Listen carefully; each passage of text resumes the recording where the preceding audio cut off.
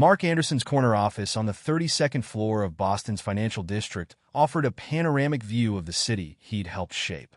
15 years of structural engineering had taught him to spot irregularities, and lately, the foundation of his life showed concerning cracks.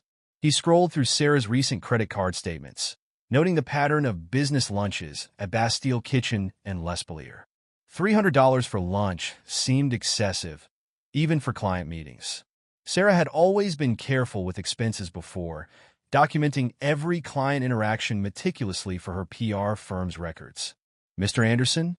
His assistant's voice crackled through the intercom. "The contractors from the Berkshire site are here. Send them in." Mark minimized the browser window, his expression neutral as three men entered, led by Mike Reeves, their foreman. "About the support beams," Reeves began, shuffling papers nervously. "We've had to make some adjustments to the original plans." Mark leaned back, studying the man's averted gaze. "Adjustments that added $40,000 to our budget? Material costs have gone up, and with the specifications Mr. Mitchell provided." "James Mitchell is a real estate agent," Mark interrupted, his voice carrying the kind of quiet authority that made others instinctively straighten their posture. "He doesn't provide structural specifications. That's my job." The meeting ended with Reeves promising revised quotes, but Mark had seen enough. The contractors, supposedly James Mitchell's trusted team, had attempted 3 major shortcuts in the past month alone. As a structural engineer, he'd caught issues that could have compromised the entire building's integrity. That evening, rather than heading home, Mark drove to their Beacon Hill townhouse. Sarah's text had been predictable: emergency with the Carlton account. "Don't wait up. Love you." The house felt different now, each room holding memories he questioned. Had Sarah been laughing at him all along? Had her recent enthusiasm for redecorating been preparation for someone else's taste? In his home office, Mark began the task he'd been postponing: organizing decades of paperwork. Sarah had been oddly insistent about him clearing out the clutter, especially after she'd hired a professional organizer last month. The leather-bound volume caught his attention immediately. Unlike his engineering journals, this one bore no title on its spine. Sarah had always kept her current diary in her bedside drawer, a habit as consistent as her morning yoga routine. Finding an old one tucked among his college memorabilia felt like discovering a miscalculated load-bearing point in a blueprint. The early entries matched his memories. September 15th, 2020. "Mark surprised me with Hamilton tickets tonight.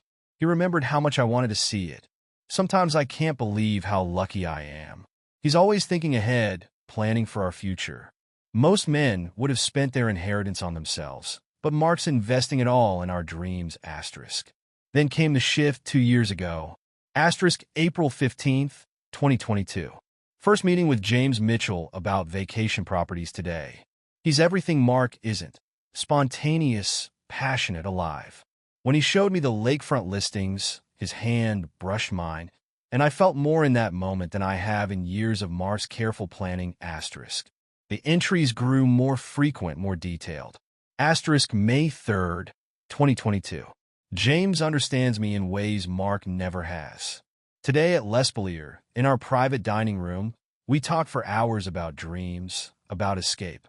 He thinks I'm wasting my talent playing the dutiful wife. Says with my PR skills and his real estate connections, we could build an empire, asterisk. June 20th, 2022. "David's lake house is perfect for our meetings. He's been so helpful, keeping our secret. Says he's always thought Mark was too rigid, too focused on his career.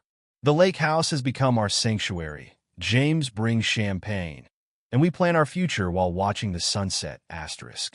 Mark's fingers tightened on the diary as he read about weekend rendezvous disguised as client emergencies, about elaborate plans coordinated through Sarah's sister Emma.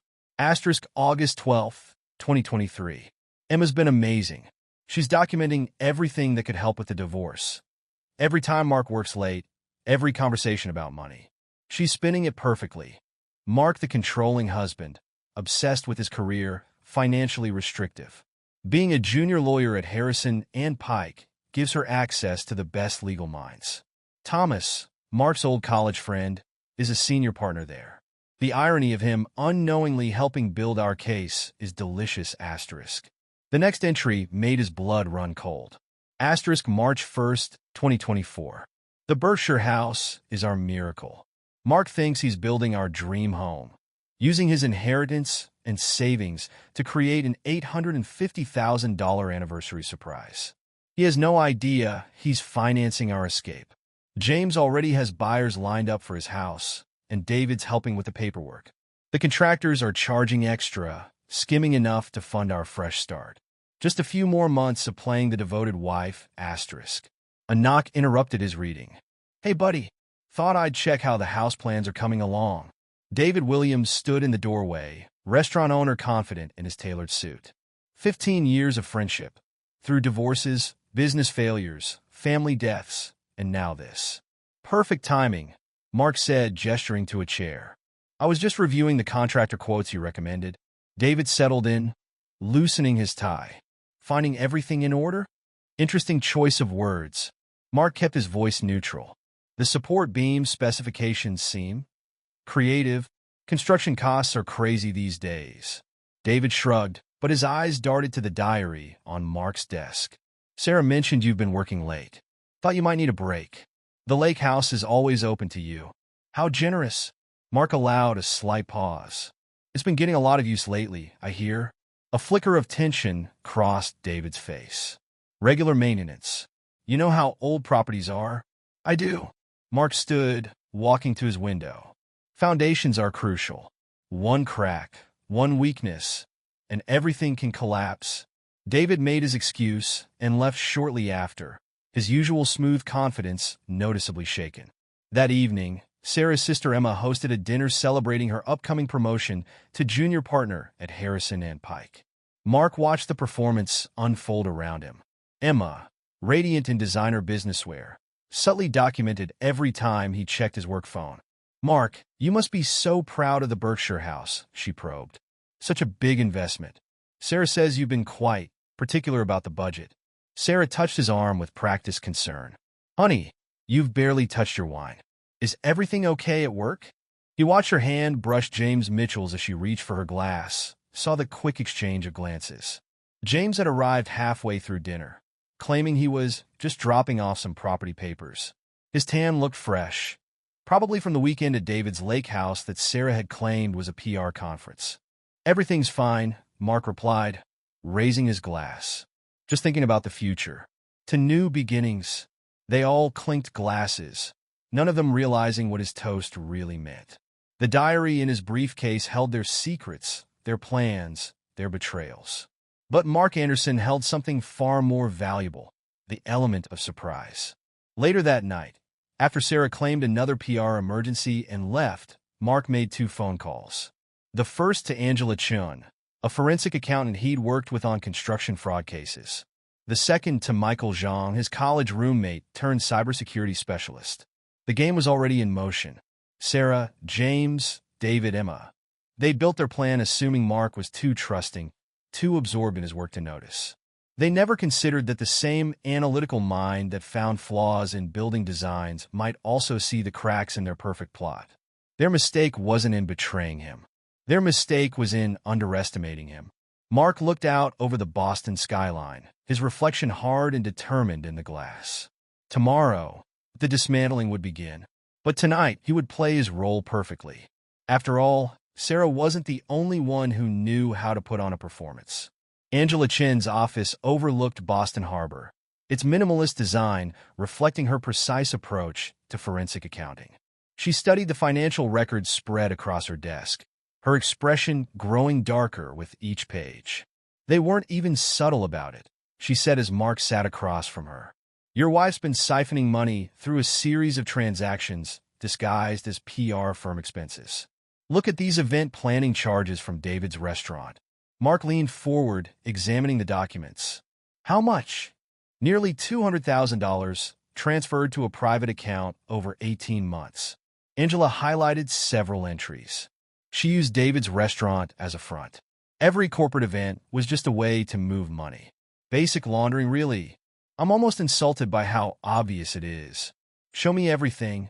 Angela pulled up detailed spreadsheets on her monitor. monthly transfers, all under the reporting threshold. PR firms' books show legitimate-looking expenses for event planning, client entertainment, venue rental. But cross-reference with David's restaurant records. She clicked through several documents. No actual events, just paper trails and fake invoices. Documentation? Everything's here. Angela handed him a USB drive. All legally obtained, all admissible. I've highlighted the most egregious violations. The IRS would be very interested in how David's been reporting these events. Mark pocketed the drive. What about the construction payments? That's where it gets interesting. Angela pulled up another file. Your contractors have been overcharging by about 40%. The excess gets split, half to an account controlled by James Mitchell, half to various shell companies. Classic kickback scheme. As Mark drove to his next meeting, Sarah called. He put her on speaker. Honey, Emma's planning a surprise party for Thomas next month. Could you transfer $10,000 to our joint account? I want to help with the costs since he's been such a good friend. Mark's grip tightened on the steering wheel. $10,000 for a party? Well, you know, Thomas, only the best. And after all he's done for us? Of course. Mark kept his voice neutral. I'll take care of it. Michael Zhang's cybersecurity firm occupied a converted warehouse in Cambridge. His old college roommate had grown from a dorm room hacker into one of Boston's top digital security experts. You're not going to like what I found, Michael said, leading Mark to a secure room. Your wife's been busy. Separate email account, encrypted messaging, detailed documentation of your assets. He pulled up screenshots on a large monitor. She's been sharing everything with James, bank statements, investment portfolios, property valuations. They got spreadsheets tracking your work schedule, travel patterns, even your gym routine. Show me? Michael opened various files.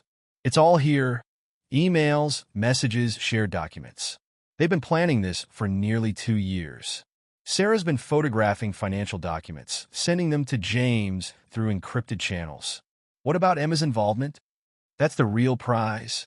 Michael pulled up another folder. Found these in Sarah's cloud storage. Emma's been building a case against you for months. Look at these incident reports. Normal conversations twisted to sound controlling, routine financial discussions painted as abuse. He scrolled through documents. She's got witness statements from David about your aggressive behavior at his restaurant. Alleged arguments about money, accusations of financial control. All carefully dated, documented, and completely fabricated. Can you access James's professional records? Michael's grin was predatory. Already did. Found some interesting communications with those contractors. Also discovered he's been using his firm's client database to identify potential properties for their future business ventures. Highly illegal. Everything documented? Completely. All obtained through legal channels. Shared accounts, joint devices, cloud storage you had access to. Nothing that can't be used in court or sent to regulatory bodies. Mark spent the next week compiling evidence. He created detailed reports of James's ethical violations, undervalued property comparisons, contractor kickbacks, misuse of client information. Each document was meticulously organized, every allegation supported by hard evidence. One morning, Sarah mentioned a client crisis requiring her immediate attention. Mark tracked her phone's location to David's lake house. Through the restaurant's security cameras, which Michael had accessed legally due to Mark's part ownership in the business, a detail Sarah had forgotten, he watched David create fake event planning receipts. That afternoon, Mark sent anonymous reports to the State Real Estate Board and James's firm's ethics committee. He attached proof of the construction crew's fraudulent practices to a complaint to the State Contractors Board. Emma made her move a week later, scheduling lunch to discuss her concerns about his behavior. Mark, as your sister-in-law and a lawyer, I feel obligated to address some patterns I've noticed, she began, her practice concern almost convincing. Mark activated the recording app on his phone, legally, as they were in a public place. What patterns would those be? There have been incidents. Sarah's mentioned feeling financially restricted. And David's told me about some concerning behavior at his restaurant. Really? Mark's voice remained calm. Like the incident reports you've been fabricating? Or the witness statements you've been collecting from David about events that never happened? Emma's professional mask slipped. I don't know what you're talking about. I think you do. Mark pulled out a folder. In fact, I have copies of everything. Your detailed reports, your carefully crafted narrative, your communications with Sarah about building a divorce case. Interesting reading. Those are privileged documents, not when they're fabricated evidence stored on shared cloud accounts. Mark's smile was cold. How do you think Harrison and Pike would react to proof that their newest junior partner is creating false evidence? How would the Bar Association view that? Emma's face drained of color. You wouldn't dare. I already have. Mark stood. Thomas received copies this morning. He's probably reviewing them right now, deciding between protecting you and protecting his firm's reputation. Her phone buzzed. Thomas's name appeared on the screen. Mark left her staring at it, her carefully constructed future crumbling around her. That evening, Sarah was especially attentive. You seem tense, honey. The vacation house project getting to you? Just thinking about the future, Mark replied, watching her tap out a message to James under the table. Everything will work out perfectly, she said, her smile not reaching her eyes. Trust me. Mark did trust her, trusted her complete inability to imagine him as anything but the predictable, trusting husband she'd married. Her fatal flaw wasn't her infidelity or her greed. It was her absolute certainty that she was the cleverest person in the room. The next day, Thomas called an emergency meeting at Harrison and Pike. Emma sat in the conference room, her legal career disintegrating as senior partners reviewed her misconduct. This is a mistake, she protested. Those documents are taken out of context. There is no context, Thomas interrupted, where fabricating evidence is acceptable. The Bar Association has been notified. Clean out your office. James Mitchell was having an equally bad day. His firm's ethics committee had called him in for an emergency review. The evidence was overwhelming. Property manipulation, contractor kickbacks, client data theft. This is ridiculous, he blustered. I'm your top agent. Not anymore, his manager replied, sliding over suspension papers. The state board is investigating. We're cutting ties. David's restaurant received notice of an IRS audit. The fake event planning payments had drawn attention.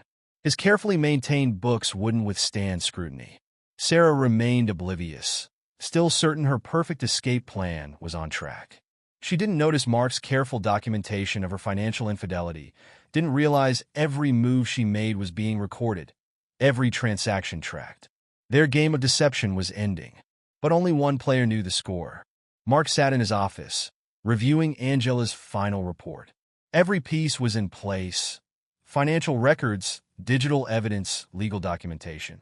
Sarah and her conspirators had built their plan, assuming he was too trusting to notice, too conventional to act. They never considered that the same mind that found flaws in building designs might also see the weaknesses in their scheme. Their mistake wasn't just betrayal. Their mistake was underestimating the man they betrayed. Mark closed the report and picked up his phone. It was time for the final phase. Sarah wanted an escape plan? He'd give her one, just not the one she expected. The dismantling was complete. Now came the execution. Mark Anderson sat in his lawyer's office, Richard Holbrook's corner suite, offering a view of Boston's financial district where this all began. The morning sun glinted off surrounding buildings as they reviewed the final documents. Everything's in place, Richard said, spreading papers across his mahogany desk. The timing has to be perfect. Walk me through it again. Richard pulled up several documents on his monitor. Your protected assets are secured. The trust your grandfather set up is ironclad. Sarah can't touch it. We've documented every instance of financial infidelity, including the $200,000 she siphoned through David's restaurant. The vacation property? Wei Zhang is ready.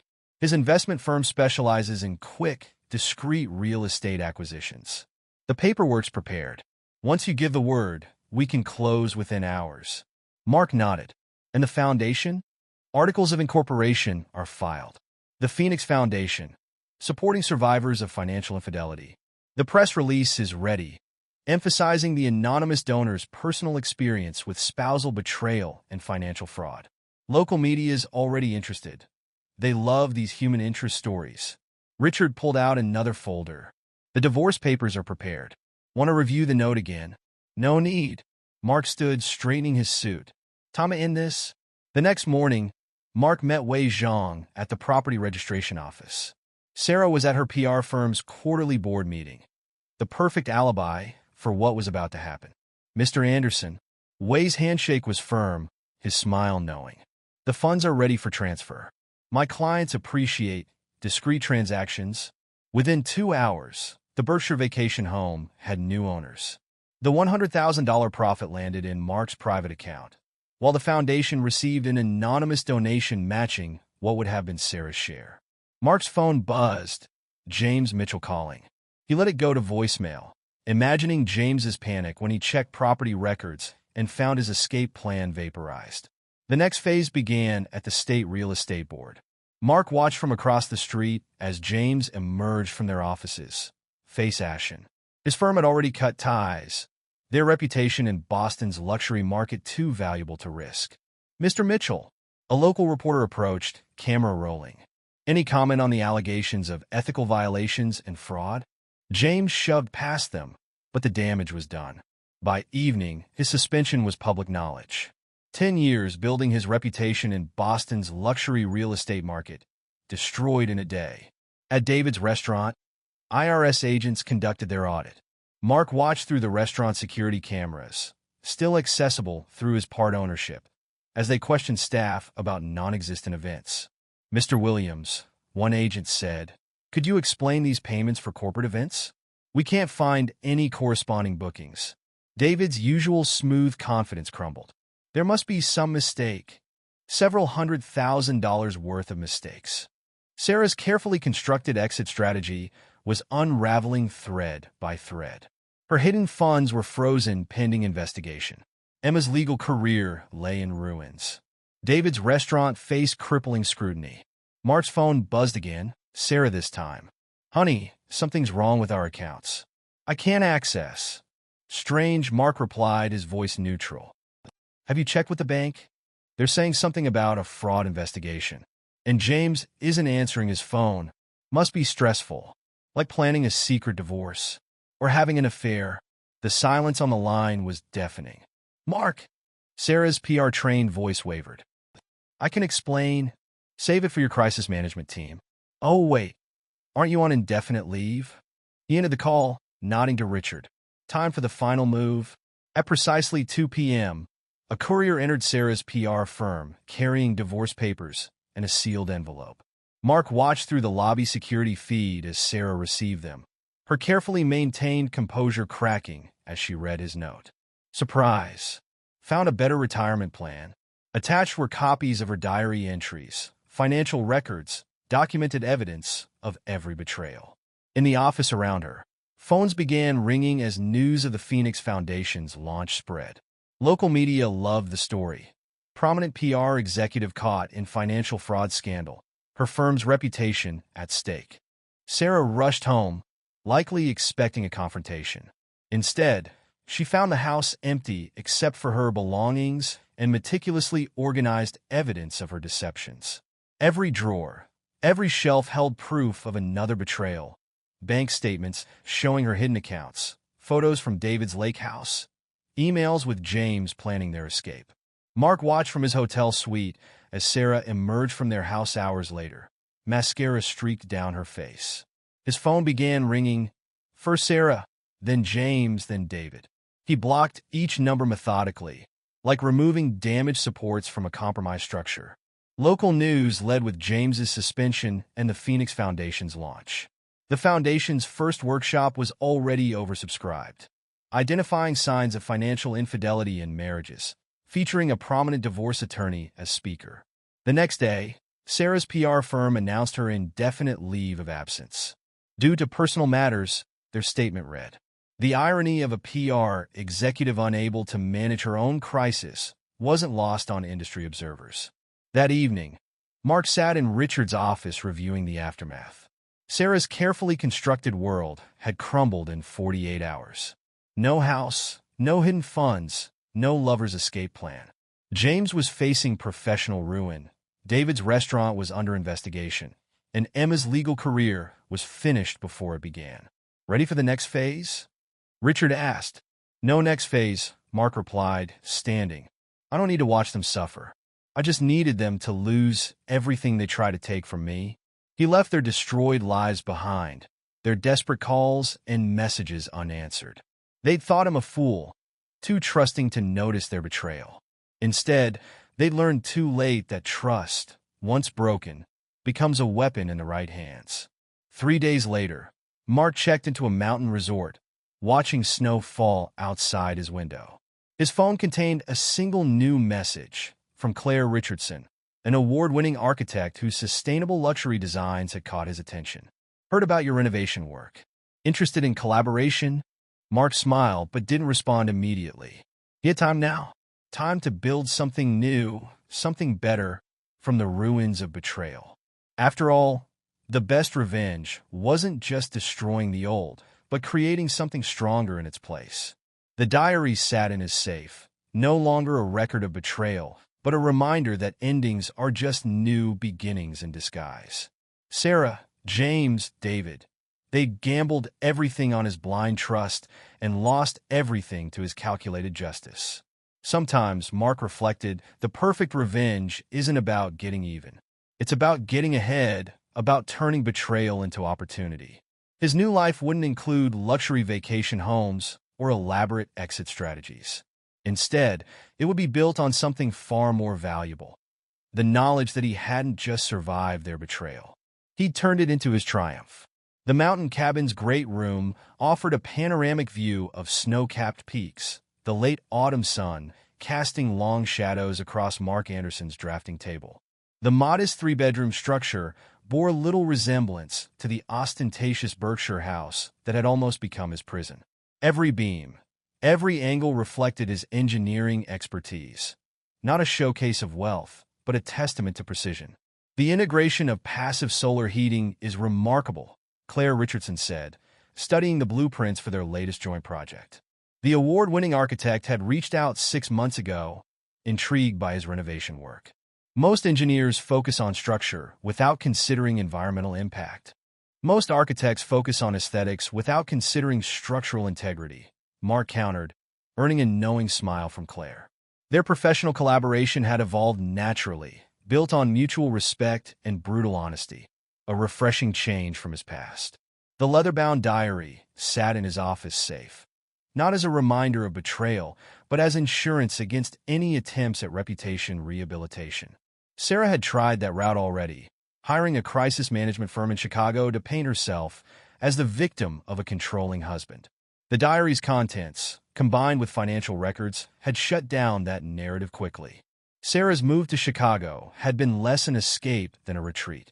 Her PR career, once marked by crisis management for Fortune 500 companies, had devolved into handling social media for mid-tier businesses. The scandal had followed her. Potential clients tended to question hiring a PR executive who couldn't manage her own public disgrace. James Mitchell's fall had been even more dramatic. From selling luxury Boston properties to hawking timeshares in Florida represented more than a geographic relocation. It was a professional freefall. His real estate license suspension in Massachusetts had made headlines in industry publications. Now he spent his days convincing retirees to buy fractional ownership in aging beachfront condos, his designer suits replaced by off-the-rack polyester. David Williams had finally sold his restaurant at a 60% loss. The IRS audit had uncovered more than just the fake event planning payments. Years of creative accounting caught up with him. He'd avoided jail through a plea deal, but his reputation in Boston's restaurant scene was irreparably damaged. Last Mark heard, David was managing a chain steakhouse in suburban New Jersey. Emma's legal career ended before it truly began. No law firm would touch a junior lawyer with ethics violations on her record. The State Bar Association's censure ensured she'd never practice law in Massachusetts. She'd moved back to their parents' house in Connecticut, working as a paralegal in a small-town practice, a far cry from her Harrison and Pike ambitions. Thomas, after reporting Emma's misconduct, had been made senior managing partner at Harrison and Pike. His choice of professional integrity over personal loyalty enhanced his reputation. He and Mark still met for occasional lunches, their friendship stronger for having weathered the storm together. Angela Chun had expanded her forensic accounting practice, using the case as a teaching example for her staff. The complexity of Sarah's financial maneuvers, while ultimately amateurish, provided excellent training material. She'd even spoken at the Phoenix Foundation's workshop, explaining how to spot signs of financial infidelity. Michael Zhang's cybersecurity firm landed several high-profile contracts after their handling of the digital evidence. His meticulous documentation of Sarah and James's electronic communications became a case study in legal electronic discovery. He'd recently opened a Boston office, with Mark as one of his first clients. The Phoenix Foundation had exceeded expectations. Their workshops on identifying financial infidelity and spousal fraud drew attendees from across New England. Mark's anonymous donation had grown through additional contributions, funding research into patterns of financial deception in marriages. The Foundation's work had already helped several families identify and stop similar schemes before they developed fully. The contractors who had participated in James's kickback scheme faced their own reckonings. The state board's investigation led to multiple license revocations.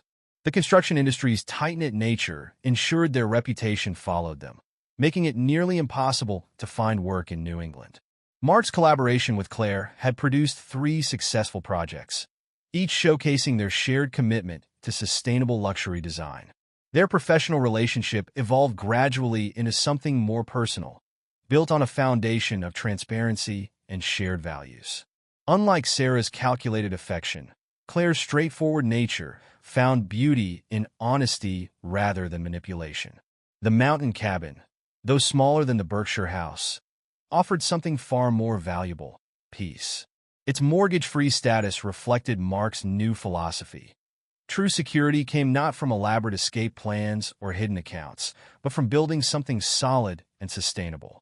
Looking out over the valley below, Mark reflected on the past year's transformations. Sarah, James, Emma, and David had gambled everything on their perfect escape plan, certain their victim was too trusting to fight back. Instead, their betrayal had freed him. While they scattered across the country, trying to rebuild shattered lives and ruined reputations, he'd built something new, a life anchored in honesty rather than deception. The diary remained in his safe, its pages a reminder that sometimes endings are disguised beginnings. He'd not only survived their betrayal, but had turned it into a foundation for something stronger. His new life wasn't built on escape plans or hidden agendas. Instead, it rested on something far more valuable: the knowledge that the best revenge isn't about destruction but about creation. From his cabin's deck, the horizon stretched endlessly clear, unmarred by lies or manipulation. He learned that true wealth wasn't measured in square footage or account balances, but in the ability to sleep soundly, unburdened by deception. Sarah and her conspirators had tried to steal his retirement dream. Instead, they'd given him something priceless: a chance to build a better one.